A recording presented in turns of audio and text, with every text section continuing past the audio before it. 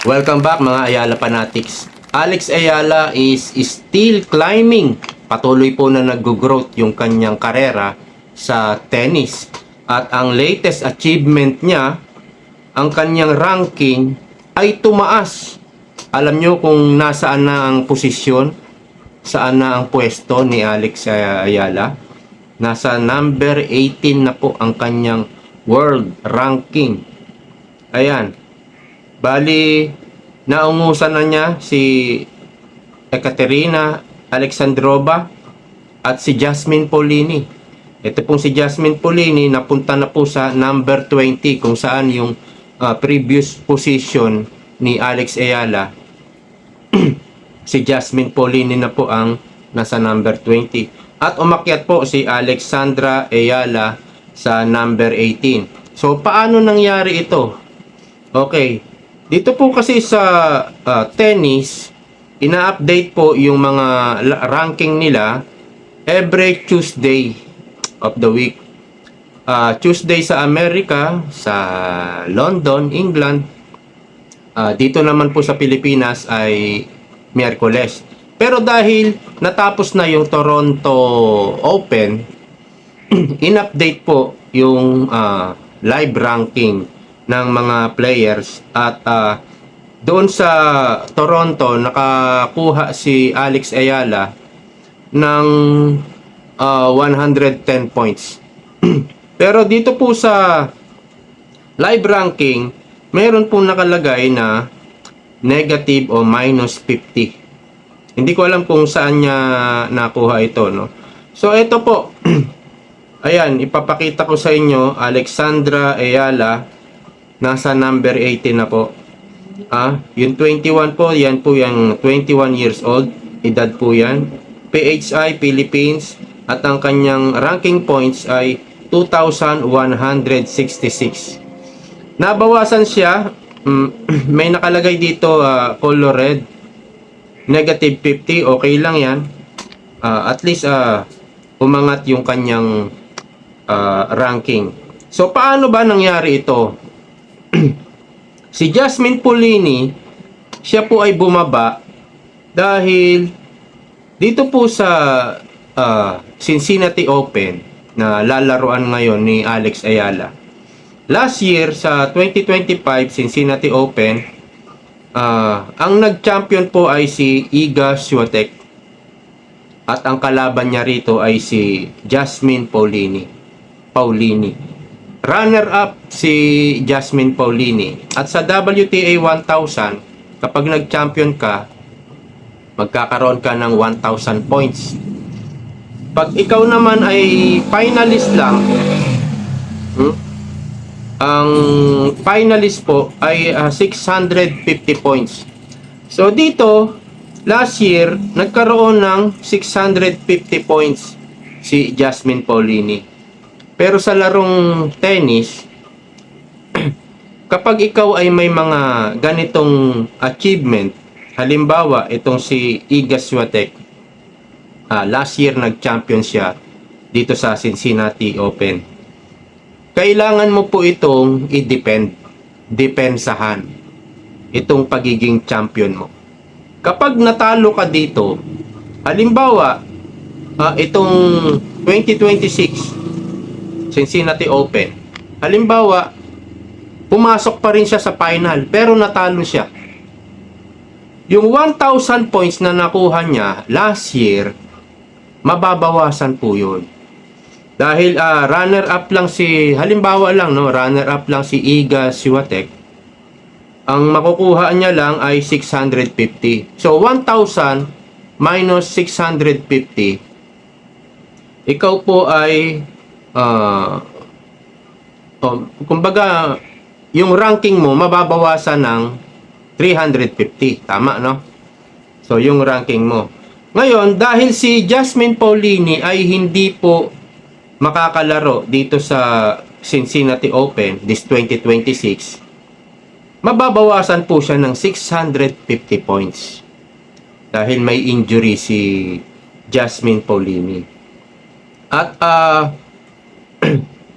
yung mga dating laban naman ni Alex Ayala, wala po siyang actually first time niya lang dito sa Cincinnati Open. So wala siyang i-defend.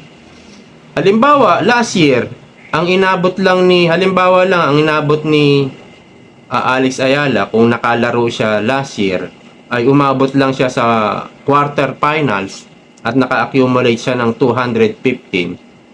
So, this 2026, kailangan niyang i-defend yung naabot niya na yun na pwesto, which is quarter final and 215 points. Hindi naman siya nakalaro last year. So, she has nothing to lose. Wala siyang i-defend. Kung ano man ang abutin niya dito sa tour na to, madadagdag po sa kanya. Walang maibabawas.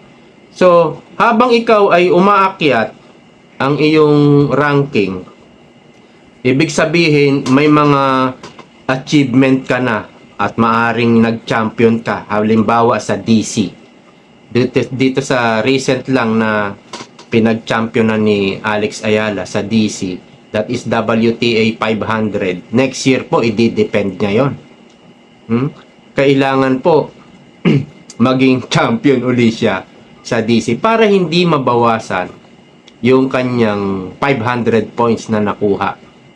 So, ganun po yung yung parang anong tawag nito? Responsibilidad mo bilang top rank. Meron kang mga dapat i-defend. Ito naman si Iga Swiatek, ang dami na palang nito. Ang dami ng napag-championan, ang dami, may mga Grand Slam pa. Pero hirap na hirap kay Alex Ayala, 'di ba? Parang may kontrapelo, no? Pero magugulat ka, ang dami ng napanalunan nito ni Iga Swiatek. Pero umiyak siya kay Alex Ayala. Yun ang nakakabilib, no? Kay Alex At ngayon nga po ay lalaban si Alex Ayala dito kay Elena Gabriela Ruse. Pero nakalimutan kong sabihin, itong si Gabriela Ruse, nagkalaban na sila ni Alex Ayala noong August 23, 2024 sa qualifying round ng US Open. Nanalo si Ruse sa 3 set, 3-6, 6-1, 6-4. Hindi ko po nabanggit, nakalimutan ko po ito nung previous vlog ko. Nagkalaban na sila. Pero that was 2 years ago, 2024. Kung titignan nyo, bakit si Ruse? Nasa qualifying rounds pa rin. Ganyan po yung ginagawa dati ni Alex Ayala. 2 years ago. Mag-a-apply ka muna, halimbawa sa Grand Slam, US Open, mag-a-apply ka. At pag tinanggap yung application mo, lalaban ka pa ng qualifying rounds. Mga ilang laban po yan, baka mga 3 o 4 na kailangan mo ipanalo para lang makapasok ka sa US Open, para lang makalaro sa first round, yung round of 128. So, ang hirap nung pinagdadaanan ni Alex Ayala dati. At ngayon, ay nasa top 80 na siya.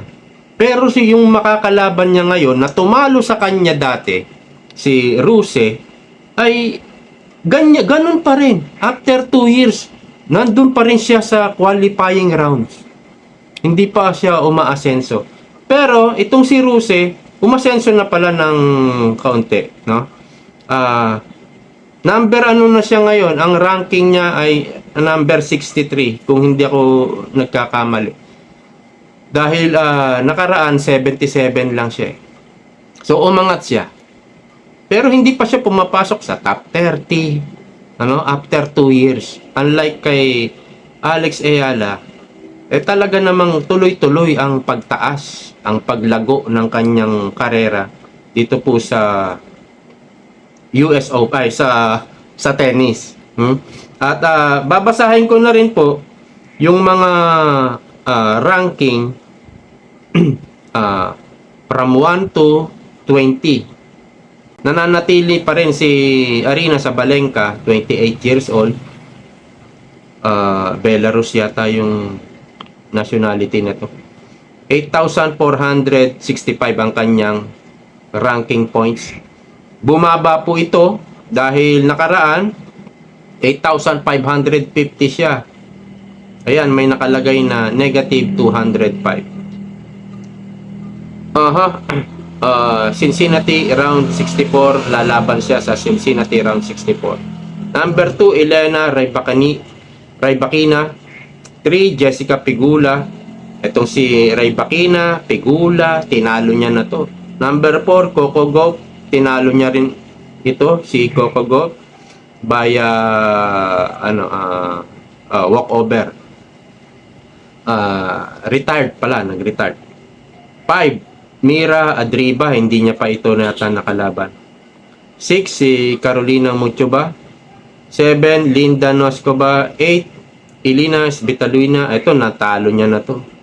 Si Noskova naman, 2 beses na siyang natalo rito kay Noskova. Pero tinalo niya ito nung bata pa sila, nung junior.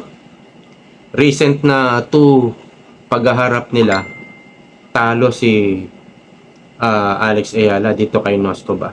Number 9, Iga Swiatek. 10, Amanda Anisimova. Ito naman yung posibleng makalaban ni Alex Ayala sa round 3, sa round of 32 dito sa Cincinnati, si Anisimova. At 11, Marta Kostyuk.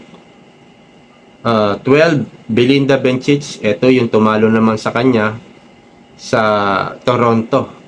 Ito naman si Belinda Bencic, marami na pala itong mga nakalabang lefties.